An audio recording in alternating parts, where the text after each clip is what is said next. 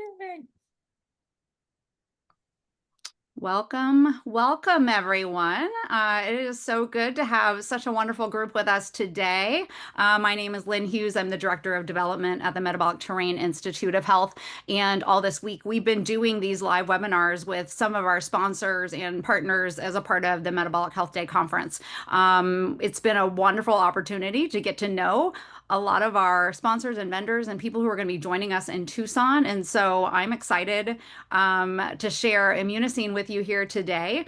If you are coming to the conference, you'll get a chance to meet their team. They've got a large group of them coming take part of the conference, so you'll get to meet them there. And if you're not able to join us, you can certainly, we have a virtual option, and so you'll be able to not just see all the information that you're learning here today, but also learn from a great group of panelists, sponsors, supporters, and friends. So it's going to be a wonderful time, and we're just excited. So I am going to, I've got a couple of things here. Oh, there it looks like there's an echo. I'm not sure what's going on there. Are you Um, guys hearing it on your end? Not hearing it on mine. Anybody else hearing it besides Deborah? Just making sure we're okay. perfect. Okay. Maybe All it's right. just, yeah. Maybe it's just you. I'm going to stop talking here in a second. So hopefully, maybe it's just me. Anyway, well, you guys have discovered the chat, so that's good. That's a great place for you to put comments in. If you just want to put some, general comments in for the good of the group, or just make some general comments. If you have specific questions for Dr. Rafael or Dr. Nasha or both of them, feel free to put those in the Q&A, and we will get to those at the end. I'll also have an opportunity at the end if you want to speak and actually ask a question that way. We'll do a little thing at the end where I'll open up people's mics and give them that opportunity as well. So without further ado, I'm going to pass it over to Dr. Nasha. So good. And I'm letting Dr. Gonzalez know this right now, but we had over nearly 500 people register for this. Wow, I know, which impressive. should tell you something, right? It should tell you Yeah, that people are curious about this topic and that people are interested in having other tools and other options, for a cancer journey. We even have 71 people here right now, and this is, our global community. There are a lot of people sleeping through this, and we'll watch it later. So I just want to give a big shout out that it just really warms my heart to know that there are so many people realizing that there's a lot more that we can do. So first and foremost, I just want to say that when we think about true innovation in healthcare, it often comes down to one central question. How do we better engage the body's own intelligence to fight disease? So this afternoon, we are joined by a pioneer who has been asking and answering that very question for more than 2 decades. So Dr. Rafael Gonzalez is the Chief Operating Officer of Immunocine and a leading authority in regenerative medicine and immunology. And with his PhD in neuroscience and immunology from the University of California, Irvine, his early work focused on the immune system's role in healing after spinal cord injury. And over the years, his expertise expanded into stem cell biology, exosomes, regenerative therapeutics, and perhaps, and most importantly, the keys to maintaining immune health as the foundation for both longevity and resilience. He has published widely, holds multiple patents in the cell therapeutic space, and teaches globally on the science and application of regenerative and immune-based medicine. And so at Immunocine, Dr. Gonzalez is helping lead one of the most groundbreaking advances in personalized oncology, a dendritic cell platform, a very unique one, by the way, designed to reprogram the immune system to recognize and eliminate cancer. By leveraging a patented double loading process with both mRNA and lysate, Immunocine is amplifying the power of dendritic cells, the generals of our immune system, to engage both our innate and our adaptive immunity in the fight against cancer. So in our session, Dr. Gonzalez will walk us through why the immune balance is essential, how cancer hides in plain sight through immunologic ignorance, and how Immunocine's approach is pulling back the curtain to reveal the threat and mobilize the immune system effectively. You're also going to hear about the latest research, clinical trials, and real-world outcomes showing how this approach is helping patients live longer and healthier lives. So huge warm welcome in welcoming Dr. Rafael Gonzalez as we dive into the transformative world of dendritic immune cell therapy and how this science is redefining what is possible in integrative cancer care. Thank you, Doc. Welcome. Thank you, Dr. Winters. I appreciate it. And I appreciate the opportunity to actually educate. I love to educate. It's one of the things that I feel blessed to do, and blessed to give knowledge and learn. I learn from individuals like you. I love when I learn actually anything on a daily basis. But today is a topic it's a really important topic because it sort of gives us the opportunity to understand our own innate ability to heal and how we can heal. And then what ends up somewhat transpiring with dysfunction, but how we can somewhat try to bring that needle back to health when we do it. So we are going to talk about, I love starting off with, this basic cartoon. So people go back to their old biology days and try to understand just basic biology. It's just like, we are made of trillions and trillions of cells. And if it wasn't for one cell or all cells contained together and basically communicating with each other, we would not be here and we wouldn't live in homeostasis at all. So it's important to recognize that not only do every single cell in your body communicate with another one, and when one is bad, one causes havoc to its partners that are around. And this is what the weird thing about the whole thing is, that the organs have their own interplay of communication of when one goes wrong, those signals and that communication goes out that causes havoc to other organs, and it happens on a regular basis. But an important aspect of all of it is not only are there the cells, but it's that 3D that we live in. Collagen, the most abundant protein in our body. And when cells are functioning incorrectly, they secrete out collagen that possibly doesn't work well, that hyaluronic acid that covers, for instance, the organs, all the vital organs, serves as lubrication, serves many different vital aspects of it. It's important. But what's even more important is, the liver. The liver itself, the lifespan of a cell is anywhere from 200 to 400 days. And it could go even longer sometimes. But the unusual thing is that's the liver. But when you think of our vasculature, our blood, we get apoptosis that transpires. Natural cell death transpires on a daily basis over 300 billion times. So it's a crazy number of interplay in between what ends up happening with all the different organ and all the different systems that we live in. But the great thing about the liver is that it can regenerate and it can normalize. Probably one of the only organs that does it, and does it well, does it really, really well. So the basis of it is, you guys have talked about this and you talk about this, and I also push this a lot of times too, is understanding two different things that you have complete control of. And CR is caloric restriction, so diet, and the other one is exercise. Some people talk about all the time that, I blew my knee out, I blew an arm out. It doesn't matter. You still have these things that are, for instance, simple breathing exercises. Breathing exercises help with the lungs, help with metabolic function. You still have your arms if you have your legs that are injured and you exercise with your arm. You increase blood flow, you increase cell turnover, you increase what needs to happen, and you have full basic control over that, those two different things. But when those things are out of balance, which is what happens with aging, especially on the diet side, as we know, we get a complete imbalance. We get a molecular inflammation. We get aging, because every single disease that we talk about, except those are genetics, which cover less than 1% of them, I call them longevity plays. I call them age-associated diseases, the cancer, the liver dysfunction, the lung dysfunction, heart failure, all of it are age-associated diseases.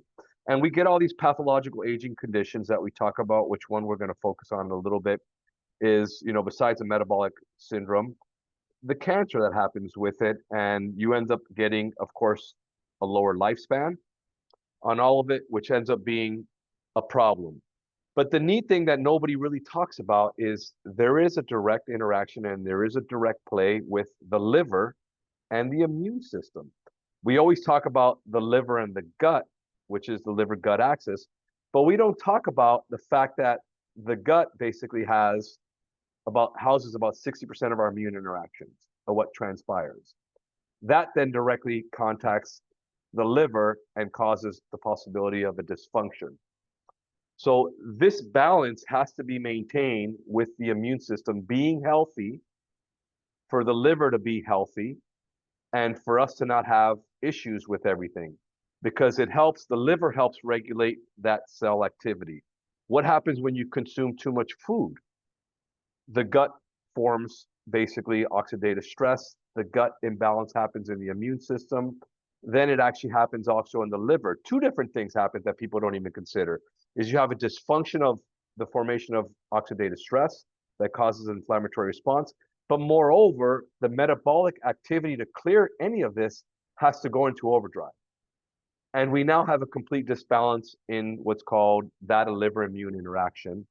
And these are the problems that when you think of everything that happens in our circle of life, which is you go outside and you basically got hit with a UV light and the possibility of a mutation in your skin, when you ate too much food, when you were attacked by the COVID virus, when you were attacked by a bacterial infection that comes in, the immune system goes in overdrive, but ultimately all of it has to metabolize through the liver. So we have an overdrive of not only an immune system, but also a liver system. But let's go into a little bit more details of the immune system, because the immune system is key, one of the biggest keys to longevity. And we have two components to it, is the innate immunity, which is basically the immediate immune response, and the adaptive portion that actually comes in right after that. What we're going to focus on is basically that dendritic cell, exactly what you said, that general of the army, or I call it the conductor of the entire orchestra, which the orchestra is massive, and it does all of it. And it does it immediately. The crazy thing is looking at cells, on a daily basis here in the lab. I'm actually here in my lab in California. And when I look at cells, you see this diagram right here. The dendritic cell looks almost exactly like that. That's why they depict it like that. And you'll see it like it's a hand. But when it picks up something in your body, so this can be a bacteria, this can be a virus, this can be a fungus, this can be a cancer cell or a mutated cell, when it picks it up, its job is basically to then chew it up, and exactly how you see there are all those extensions. Those extensions present different proteins, different messages that need to be presented to the military, which the military is that adaptive immune response. And that is that T cell, that naive T cell that you see right here in that diagram, to then say, I'm going to produce an army, I'm going to then become an effector, I'm going to target, and I'm going to kill. And that's the way that dendritic cell does this. But taking a step back, if you look at individuals that lived a really long time, and there's so many different publications on this, it ultimately boils down to a balance. And it's in a balance in not only inflammatory system, but all the different systems that we actually have in our body. Because ultimately, you have to have an inflammatory response to be able to give you a healing response. Think of that inflammatory response as that response to eliminate, to attack, to kill. And then that secondary response is, how do I heal after I killed? Even psychologically, remember, that same thing transpires with us too. What happens when we don't have that balance? What happens when we don't basically mount that inflammatory response to kill? We have all these sick people right now that are running around with massive viral titers, that have a bunch of other issues, that have a complete metabolic dysfunction also too. It's because they're not mounting an appropriate immune response, that killing inflammatory response. Guess what? We don't mount that response. We can't mount a response to kill virus, to kill cancer cells, to kill any of it. We're not mounting that appropriate inflammatory response. In the context of mounting too much of it, this causes aging and this causes dysfunction. So that's why that balance is actually totally key on all of it. We don't basically mount that response, we get disease. And it happens consistently, and it's happening on a daily basis now. And everybody out there knows more and more people are popping up with cancer, more and more people popping up with chronic fatigue syndrome, the long haulers, all the other stuff. It's got to be a complete balanced response, and it's a lack of it. But if you think of what's called cancer immunometabolism, and you look at this simple diagram right here, when there's basically not that appropriate balance of, you have tumor cells in the body, and the immune system's not functioning correctly, and there's a metabolic syndrome that's transpiring because the liver's not clearing everything the correct way, the liver's not functioning the correct way, guess who wins that battle? It's those tumor cells that are going to win those battles, and then they grow up. The other crazy thing that people do not understand, and I talk about this regularly, is, that, well, how about diagnostics? What goes on with diagnostics? How do I diagnose this? How I get easy diagnostic? It's really not easy. You go in to get your standard individual, go say, let me go get a PET scan done. Well, guess what? If you get 1 million cells in a ball, 1 million cells in the ball is the size of a speck on a table. You are not going to catch that on any scan, on anything. 1 billion cells is the size of the end of my pinky. That is how small that actually looks when you look at it. That is really difficult to detect. And we're talking about 1 billion cells already. This becomes a big problem, and it becomes the biggest issue. So the cancer becomes what I call intrusive and also invasive. Intrusive in the fact that it basically comes in and it just basically takes over and hijacks everything, causes metabolic stress that you see on here, causes basically a secretion. Remember, we talked about communication of cells. It causes a secretion of basically these bad signals that say, I'm suppressing the immune system, I'm suppressing everything, and nobody's going to recognize me, and I'm basically that spy in the body. You even get that dendritic cell that normally can recognize this and obtain it and basically chew it up and present it to the immune system, becomes also reduced because it can't find it, it can't activate, it can't do anything on it. The neat thing about this dendritic cell, we go back to the dendritic cell, it's top of the food chain, the true food chain. And it does what it needs to do by basically, like this exact diagram tells you, whether it's a virus, whether it's a mutated cell, whatever it may be, it interacts with almost every cell type in our immune system, including the natural killer cell. That's one of my favorite cells that I do a lot of work on too. That is one of the first responders to virus, to mutated cells, and to senescence. Another complete different topic that we can talk about on a different day. But it is one of the top ones that actually interacts and does this directly with the basic military, which is the CD4 positive T cells and those cytotoxic T cells that can help mount the true response, especially in the context of cancer. And if you see, there's been a tremendous amount of, basic research out there in the context of that dendritic cell, in the context of it becoming from immature to an immunogenic, basically full-blown, I'm activated, I'm loaded, I'm presenting to all the different cell types that I actually need to present to.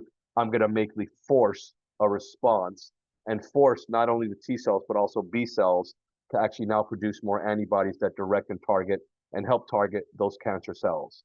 It also indirectly also helps basically with T regulatory T cells, because what we're seeing a lot with cancer is they have an upregulation of regulatory T cells. And somehow the cancer says, I'm going to basically go undetected, and I'm also going to send a regulatory signal that increases, that says everything is fine in my system, so I don't get killed. And this is what transpires on a consistent basis with the cancers. But the other interesting phenomenon that actually has is this ignorance. The immune system basically doesn't recognize any of it. And we basically, you're now probably hearing about dendritic cells. A lot of people hear about dendritic cells, but there's been several failed, not maybe, there's been several failed attempts at taking dendritic cells and bringing them towards, the cancer market, to use them towards the cancer market. But the problem was, if you look at it, in the 70s, dendritic cells were found, and you still had was basically this phenom of immunological ignorance, where basically the cancer thrives, like we just said, in the shadow. What's been attempted before is basically, you can basically take a cancer lysate, which is just basically taking some of the proteins of it and loading into the dendritic cell, then try to attack that basic cancer. You can do another route, is you basically take the message and loading it in and seeing if that message alone would mount a response against cancer. There's even individuals that have even looked at it also in taking a peptide, loading it into the dendritic cell, and try to recognize that particular cancer. These have all led to basically failures in what we see in both the classic, what's called the classic 1 pathway and the classic 2 pathways, which are basically those innate immune responses versus adaptive immune responses that don't transpire with it. You get a continued immunological ignorance. You're trying to load something to set it up to kill or to set it up to spark a response, but you're not. You're still getting an ignorance basically in it. There's been other ones that even have taken this, and these are all failed basically attempt at it, adding in different things, viral antigens, adding in toxins in there, adding in specific sequences in there to try to activate it with basically no true responses on it. Now, to get rid of this pathway, what we basically see is what we've actually done is going back to combining it.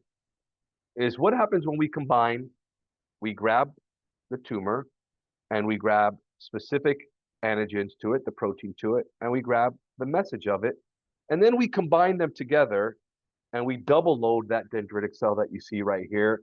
Now we basically get an activation of it that dendritic cell can actually go and now present correctly what's needed to be presented. And I've now eliminated that immunological ignorance because it can now recognize two different methods of actually recognizing that tumor cell that's actually there, that tumor's there. So when we properly load it, and how we do that is basically we take the cancer, we take a biopsy of the tumor. We now have basically both that message and then the proteins of it. From there, we now can basically now produce what we call a vaccine. But where do we get those dendritic cells from? The way we do that is actually we will take a patient's own blood. So this is a complete customized process of doing it. We take their own blood, and it's done through an apheresis process where basically blood goes out, your blood goes back in, what we don't need, and we isolate that dendritic cell. Once we've isolated that dendritic cell, we will actually grow them. So we will grow clones of these dendritic cells, and then we will use a specific method to double load that with what we just talked about, that protein, and then that message. We will double load it. And the weird thing about it is when you look at this in petri dishes, in culture, you will see a conformational change of the cell. The cell will change its appearance. And then this is what's then injected in, and this is what's actually is going to basically force an immune response. Educate your own immune system to now target what's in there, what is actually foreign, to remove it.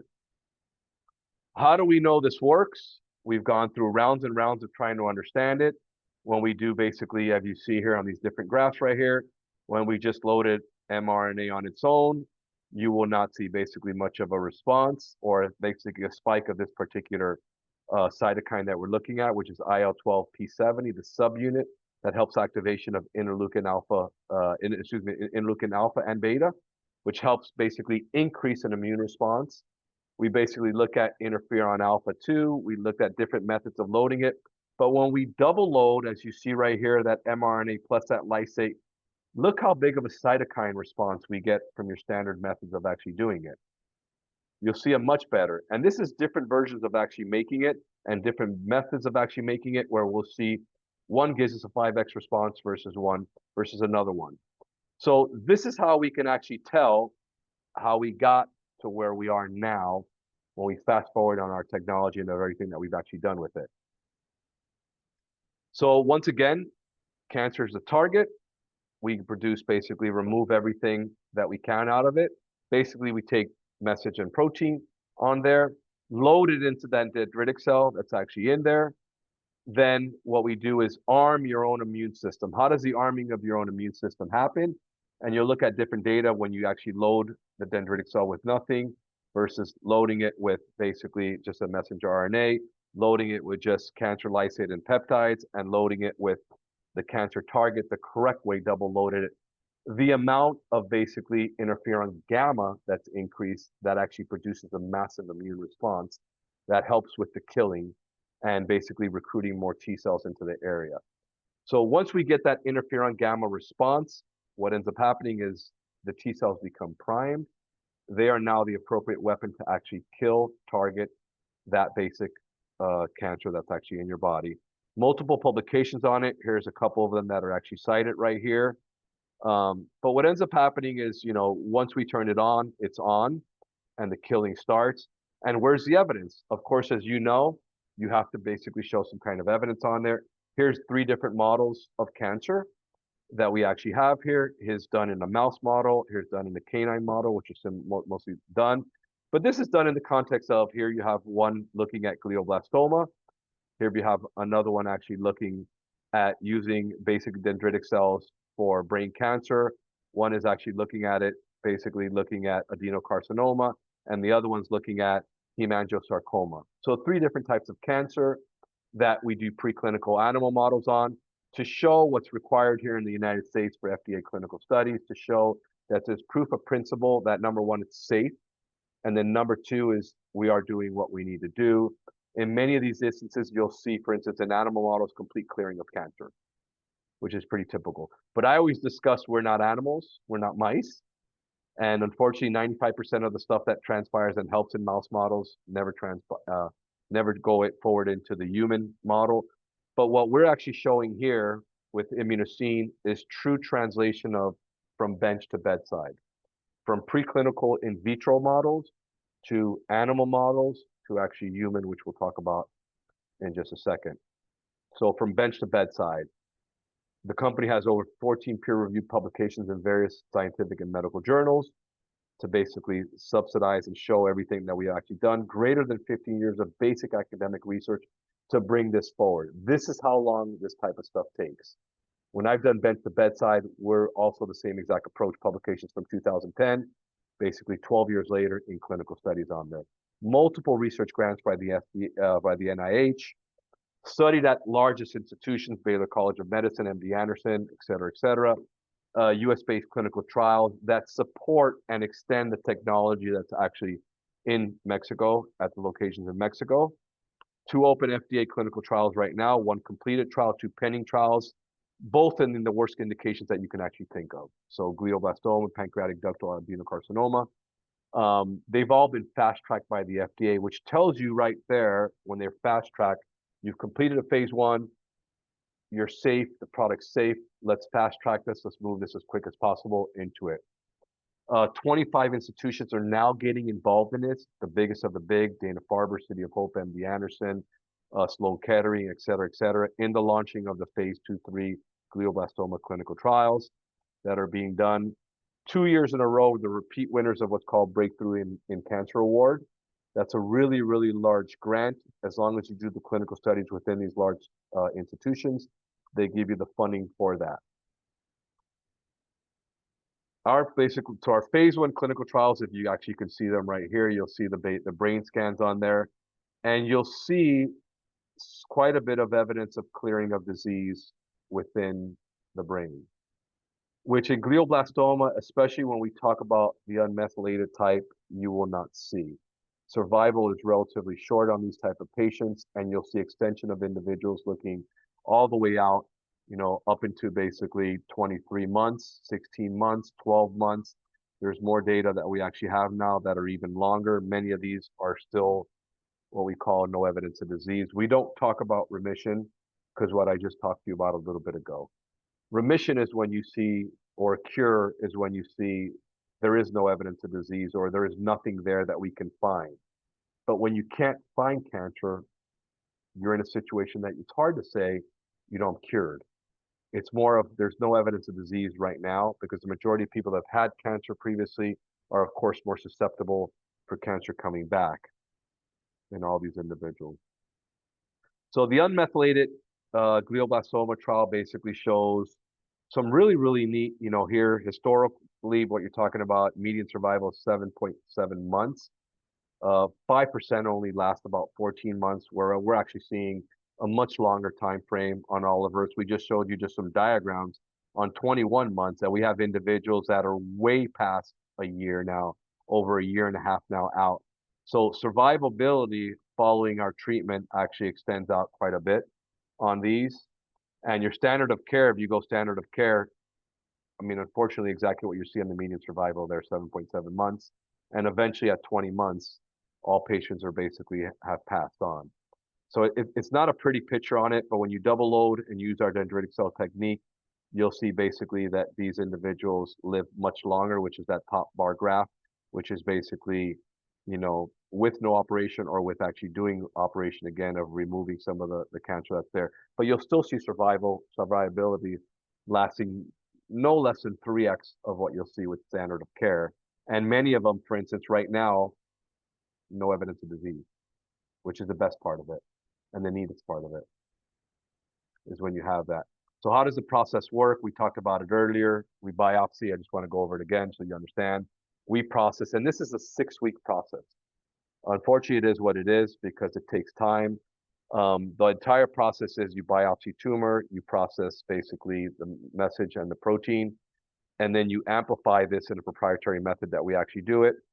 And then we load this into, after taking the blood zone patients, we isolate the monocytes. These are the progenitors of dendritic cells. These are immature dendritic cells. We then basically produce the dendritic cell, load it back in. And then normally the first administration is about 3 weeks out. That administration, which is key, is done under ultrasonic guidance. It's injected to the closest affecting lymph node. Because you don't want to inject the lymph node because you can clog the lymph node. And what ends up happening is when you inject it to the closest affecting lymph node, it'll drain in. That forces an immune response when you do this. People always ask the question, why don't you just stick it into an IV and put it in? Because you will not mount that response, that correct killing or that activation of the T cell response that's needed to actually cause that killing. People ask, how do we know this actually works? I'll show you this in just a second. We basically look at patients in a lot of details. You'll see that wonderful diagram that you'll actually see here. It's actually somewhat how it works. Clinical trials resulted in correlation. Basically we see straight across the board that we mount the Th1 response, and we can show you evidence that we mount the Th1, that pro-inflammatory killing response. We can show you that. That data is shared with the FDA. There are exceptions to this, exceptions of individuals that basically, the majority of individuals we've done are stage 4 metastatic cancer, individuals that we actually can't go forward with because sometimes, their livers don't function correctly. Like for instance, I can't apheresis a patient that metabolic function is too far gone. It makes it difficult. And these are the type of exceptions that we have issues with a lot of patients. But how do we know that it actually worked? It's simply looking at its science. And what we'll look at is before, we produce this vaccine, we will look at CD4 helper T cells, and then we'll also look at basically, pro-tumor cells. And what you'll see is there's not much of a shift in what we're looking at, suppressor T cells. But if you look at what transpires once we produce this, we've actually lowered that regulatory T cell response significantly, and we've activated that Th1 T cell response. And this is when we make the product, we can actually see this on there, which makes it pretty neat on the technology front. Now, one of the common questions that everybody's going to ask is, how many people have you done? Is this safe? Et cetera, et cetera. Here you will actually see that diagram of we actually have done more than this, but you're looking at quite a few patients right here. We're at about 120, a little bit over 120 patients now. Here's demonstration of a little bit over 80 patients.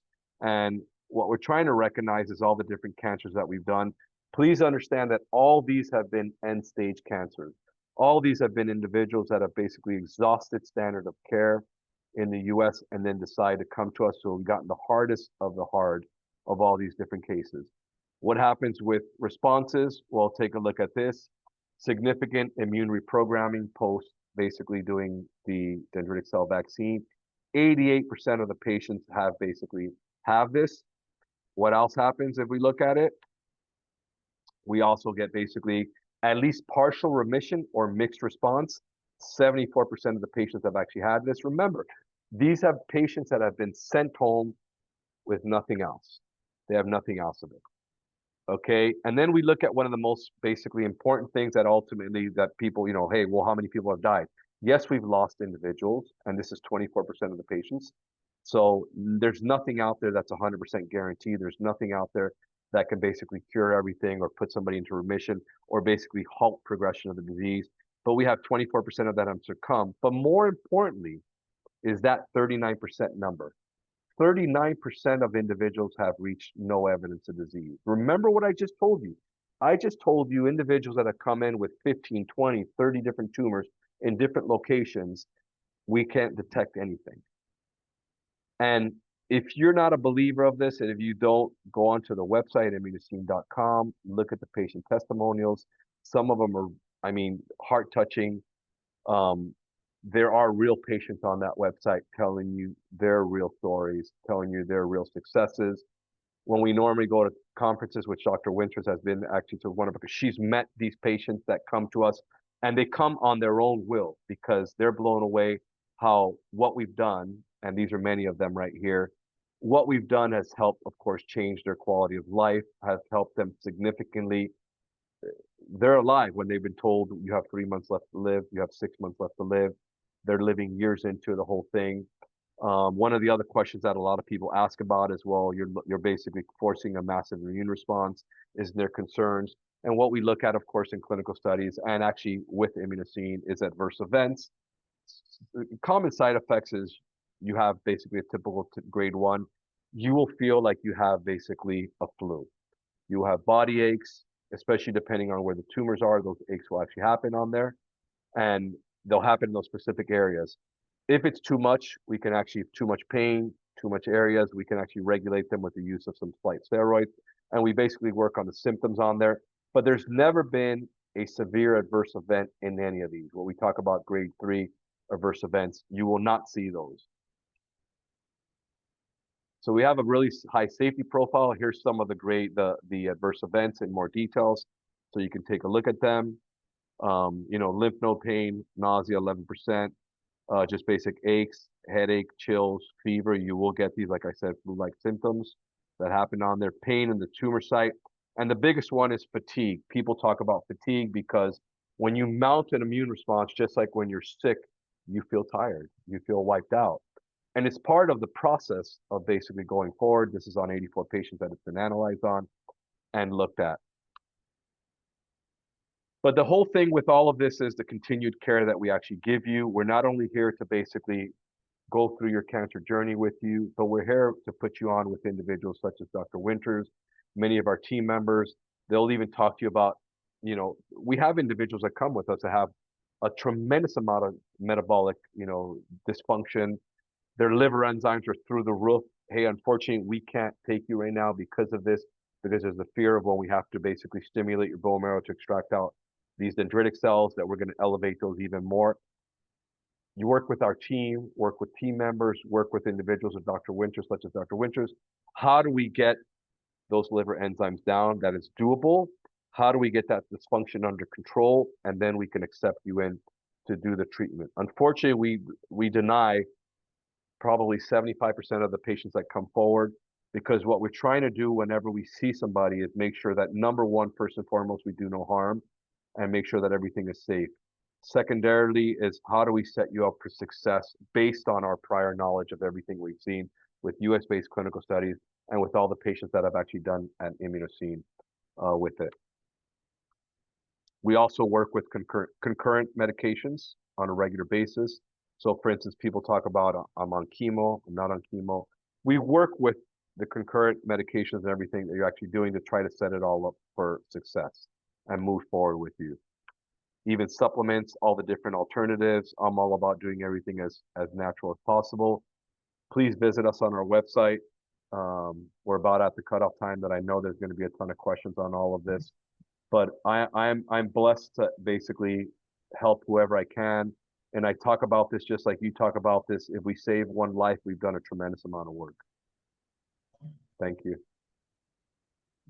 Beautiful presentation, Dr. Gonzalez. That was really, really well done and really, really explained well. I mean, first of all, you gave us all a little primer on immune system, which is really difficult. Most of us didn't even learn that much in med school. So I really appreciate you just made, let's see here, 96 people listening live, and God knows how many others. We have over almost 500 registered for this listening later. But I do want to say something, because this comes up a lot. If anybody's ever watched my podcast Metabolic Matters, I did an interview with Dr. Matt Halpert, who, is the kind of founder of this. Founder, the technology. Of this research. And I will tell you a really important story for folks listening. I've been in this field of integrative oncology for over 30 years, and I have watched T-cell dendritic vaccines happen all over the world, all south of the border, all over Europe. And I will tell you, I have been frankly against them for my entire career because they were lackluster at best and dangerous at most. And so a few years ago, when I had a patient come to me and say, "Hey, I'm going to go to Mexico and do this treatment," I really begged him not to. I was like, "This is ridiculous. You're wasting your money. You're wasting your time. Don't even think about it," because I've just seen it not work anywhere. And same with Hmm. my colleagues who've been in the field forever. And then a few months later, he shows me his labs, and I'm like, "Something's different. What happened?" He goes, "Well, I basically went against your advice and I went down to this place." And then when he started explaining to me what he did, I got on the phone with Matt. I got on the phone. I'm like, "I want to talk to this doctor because you guys are doing something different." And Hmm. my skepticism was, well, there was good reason for my skepticism. A hundred percent And there I is, know yes. you guys have to be careful because no one wants to think you're selling something. By the way, I'm not getting anything from having this conversation except for I don't Yeah. want patients going and wasting their effing resources in places that don't work. So I'm just going to be Yep. really blunt about that because I can be. So, Right. but I have seen, in fact, a lot of these people on these pictures are people I know personally, had a hand in their care personally and know that landed there, which is I'm surprised. I'm so excited to see this. There were people that had outcomes that, is, as Dr. Rafael said, would not have been given any other opportunities. So not all T cell dendritic vaccines are created equal. And this is so important to hear that I would not advise or recommend this virtually anywhere else in the world. You guys have done Yeah. something really unique here, and I hope that that was obvious from this discussion, but I see a lot of people asking questions about other places and other things, and I'm just here to tell you, please don't waste your time and energy and financial resources on places that don't work. This is a big investment, but it's also something that has the biggest output, if you will, or biggest return of investment that I've seen in this industry in over 3 decades. So I know you guys can't say that. I get nothing for it, but I want to make sure that's why we have partnered with you as a good valued resource to make sure we have patients getting this really powerful therapy, made it accessible to people to know that this good stuff exists out there. So thanks for my little soapbox moment, and I'll shut my mouth. Yeah, it's what I talk to people about is ask the right questions, ask the science questions. Don't go based on what they tell you.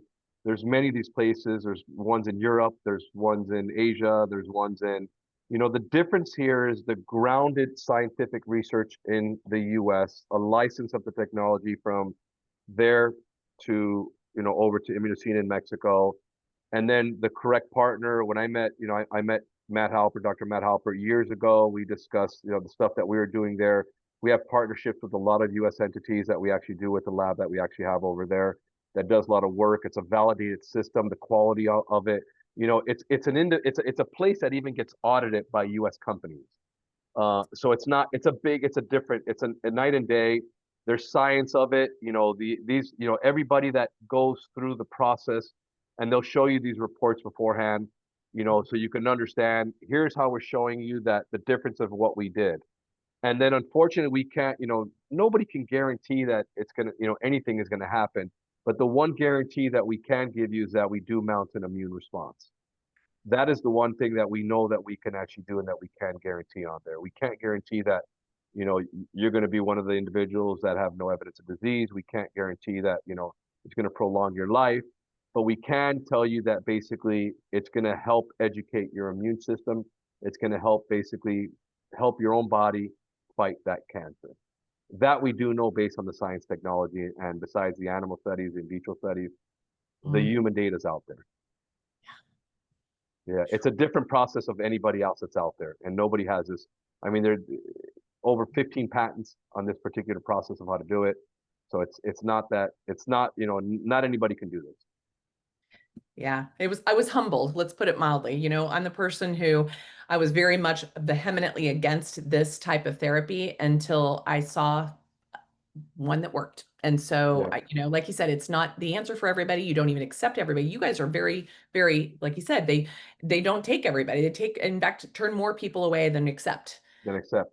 Which is also, this is not about them trying to make money. This is about them they know who is a good candidate for this care, and not everybody is. And so I saw a lot of questions about, is it good for this? Is it good for this? Is it good for this?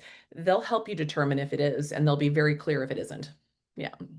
Yeah, I mean, ultimately, if they can there's the simple criteria that I look at is if they could biopsy a tumor and they can obtain appropriate material, meaning appropriate tumor tissue, then you might be a candidate, but there's also a lot more into it than that. What I just talked to you about earlier is how's the liver functioning? How's the metabolic function? How are your labs? How's your white blood cell counts? What else is going on? What other comorbidities going on? All of that entails, for instance, when you reach out to Immunocine, you will get an entire comprehensive, you'll have a scientist review it, a couple PhDs reviewing it, two different oncologists reviewing it, 4 or 5 different, medical experts reviewing it. And it's not only individuals that are abroad in Mexico, but it's a US based team too. There's individuals in Canada that actually review this stuff too. It's an international team that reviews it that then says, okay, you qualify. But unfortunately, more people are denied than qualify because we're not here, even individuals that unfortunately have begged, please, I have nothing else. And it's a thing of we have to do the right thing is, number one, do no harm. Number two is give us the best chance to make it successful for you. Mm, really beautiful. I'm really excited you guys are coming to join us in person. You're bringing down a lot of your tribe. So both in person and virtual, you guys will have access to their vendor space at the conference. For those of you coming to join us at the conference next week in Tucson, you'll get to meet this beautiful team in person. You'll get to meet some of the clinicians, including Dr. Janet Mendel, who has been brought up into the panel to answer a lot of questions too. She's one of the clinicians, like boots on the ground, helping establish whether or not your terrain is ready for this treatment and how to help get your terrain ready for this treatment, because there are therapies, like a lot of people are hearing about, like Dr. Peter Soon-Chong, and he's making all the headways, but the types of patients he's bringing on for far more money than he's asking for his particular therapy is just kind of a repurposing of ICIs, these checkpoint inhibitors. They're doing zero evaluation for these people's terrains. They're not even checking for checkpoint inhibitor targets. I know because I just had a client come through this. Like, what's happening out there is charlatanism, and yeah, there is. You cannot you have to have some functioning immune system to have this therapy land. Yeah. So you have to prepare the field for this therapy to work. So it's not just, are you a candidate or not? It's like, well, is it salvageable? Can we get you ready for it? And how do we support you through it? So you don't have a horrific side effect that some of these other places can have, or that you actually can get a meaningful response. So you guys really are doing it right, that you're thinking beyond the tumor for sure. Yeah. Yeah. One of the questions I saw out there was, about blood. Does it work for blood cancers? Unfortunately, it's not done for blood cancers because remember, you have to be able to get tumor cells. I think at some juncture, once everybody gets to the point to be able to capture what's called circulating tumor cells and assuring that they're pure, then yes, because the last thing you would want is you captured a group of blood cells and then there's some normal blood cells in there, normal white blood cells in there. Then you'd be targeting not only the cancer, but you'd also be causing an autoimmune disease against your own immune system. So that's why it's not done that way yet. At some juncture later on down the line, that we're able to take blood from somebody and only make 100% sure that we're only capturing those cells, then possible, yeah. That's amazing. Yes. We have lots of messages in the chat, Yeah, lots and lots of questions. Janet, I appreciate you answering a lot of those. I don't know if Dr. Gonzalez, Janet, if either one of you want to address anything specifically within the chat. We got about 10 minutes left, and so I want to make sure that you're both kind of choosing which questions you think will have the most impact for our group in the time we have left. Janet, is there any ones there that you want to address? I mean, I'm trying to go through some of them. There's so many of them that keep popping up. I know. You could go to www.immunocine.com and there's a crazy amount, probably one of the best, not because I'm part of the team, but one of the best websites I've ever seen with information of clarity of what the cost is, what the time frame, what the entire program is.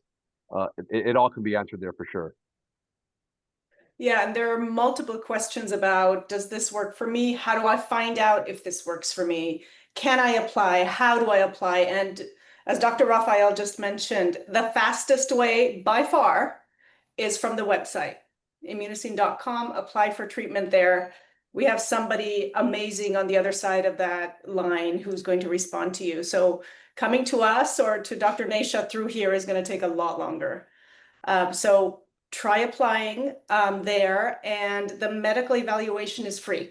So you will get all the doctors and everybody on the team to look at whatever it is that you're presenting. You'll have somebody ask for the labs and the scans. They want to see the images, and they'll want to see everything. This is a very in-depth medical eval. And so it's you will see what it is that you need to send, and you will hear from them as soon as you send everything. So that just answered like 20 questions. So welcome. Well done. Well done. The website's on the top of this last slide, which is immunocine.com.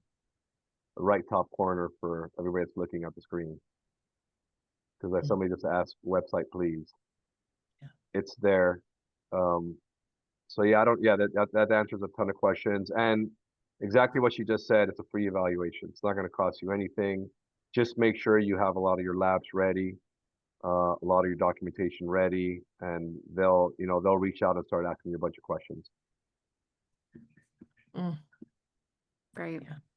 Well, because there are so many questions, and you really did address all of them in that one response, Janet. Thank you for that. I have one person with their hand up, Lori Drummond. I'm not sure if you meant to put your hand up, but I am going to allow you to ask a question. Oh, no, she put her hand down, so she's good. Okay. Her hand was up from the beginning, so I wanted to double check. But anyway, any closing comments or anything else that you would like to add before we wrap up this evening? Nasha? No, I mean, Nasha's got her hand up. for me, it's a pleasure and honor. I saw that somebody asked about which cytokines need to be normal. That's an interest in TGF-beta, fibroblasts, etc. No, normally what we try to look at is of course your complete blood count, your comprehensive metabolic panel.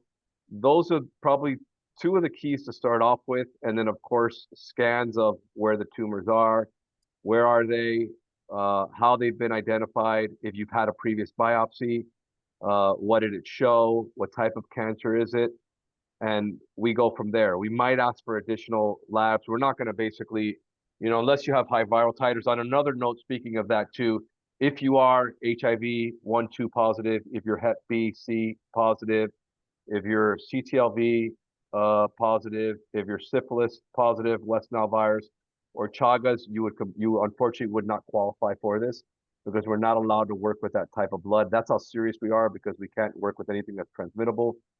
So you would just, right from there, you wouldn't be able to work with it. Even if you cleared hepatitis B or C, you still wouldn't be able to, we wouldn't be able to work with you on that one. But those are the key bugs, microbes that we actually look at to make sure. Love it. That's powerful. There's a question here, and actually I know this person from a very long time ago. It's really beautiful to see you in here, Kent. But he asked this question, and I think this is really important because I think you guys do actually take this into account, which is, do you consider patient psychological status as part of the candidacy? So like the patients who are leaning into co-creating and healing along with this therapy, do you feel like this is an important part of your outcomes? It 100% is, because ultimately we want, and everybody wants a fighter, and everybody wants something, somebody that's positive, somebody that looks at this as it's going to help them. We talk about, I'm a scientist, I'm a Ph.D. We talk about the placebo effect. The placebo effect, unfortunately, is real, because you do mount, you can actually increase neurotransmitter. You could increase just with straight placebo effect of, even if you think of simple things like breathing exercises, there are changes that happen. I understand the placebo is temporary, but it's still a start. And yes, we do look at that aspect. We don't look at that aspect if you're trying to think of, we're looking at like a survey or anything like that. No, it's with the interactions with the team. It's when the discussions start of, is this individual set for this? It's a journey, guys. It's not, people do fear. It's crazy. People fear going to Cancun. I always am like, when can I go next time? Because it's a beautiful place. I mean, for those that go, there's nothing better than stepping on that sand, grounding, getting that fresh air. I don't mind going at all. I've never had any issues. I've been there crazy amount of times, and I love going down there. It's nothing to fear. You'll be blown away by the care, by the team, by everybody that's there. There's actually Americans that work there in that clinic, in that lab there, and all of them have been US trained. You know, all of them have. So it's not what you expect, like, oh, I'm stepping into foreign territory. None of that if you think of the safety aspect. Just so you know, and you can look this up yourself, do your own homework, do your own diligence. Cancun is as safe as Montana. So Nice. it's the third safest place in all of Mexico, Cabo being the second, and the first one is Puerto Vallarta. it's considered one of one of the top ones too. That area right there. But it's safe, guys. It's, you know, they're gonna pick you up, they'll transport you, they'll be with you the whole time. It's you know, it's, please consider it, and like, it's not gonna cost you anything to register if you want to see if it'll help you. Mm. Wow, boy, this clearly hit a nerve in the right way for so many people today. I'm so grateful to the Immunocine team. I'm so grateful for that really tenacious patient who proved me wrong all those years ago. He's actually one of the pictures up on this screen, and he's still rocking it. And so I'm really grateful that he opened my eyes, that I got to know all of you, and even some of the doctors I've gotten to work with or train now work with you as well. And it's just this beautiful ecosystem that is really, as I'm seeing words coming through the chat, bringing some hope. Yeah, one of the questions on here, any clinical trials that are free? Yes, you can go on to www.diakonos, Diakonos, oncology.com. That's a US entity. They have 3 clinical trials, but it has to be under those 3 different clinical trials. One is for pancreas, the other one's for glioblastoma, and then the other one is for, they're starting, I think it's hemangiosarcoma study. So there's 3 that are out there that are in the midst of being worked now, and there are multiple sites throughout the United States. Amazing. And actually, they posted the website right there. It's already posted on there. So there were a couple of questions about how many administrations of vaccines. So there's 3. And first one is around the 2-week mark when you get to Cancun. The second one is at 4 weeks, and the third one is at 6 weeks. And then we will also have, if we can, some boosters for in case we need them in the future.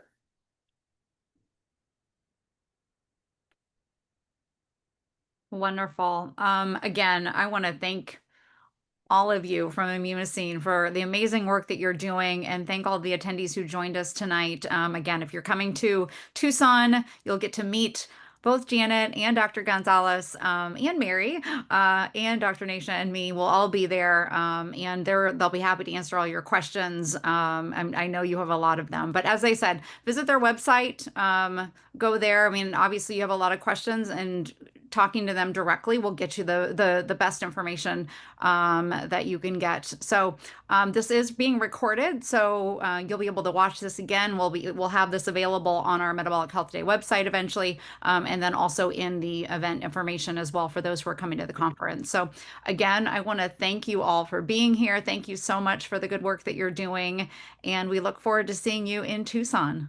see you in Tucson. Thank you very much. Thanks. Thank you. Pleasure. Thank you, everyone. Bye-bye. Thank you. Bye.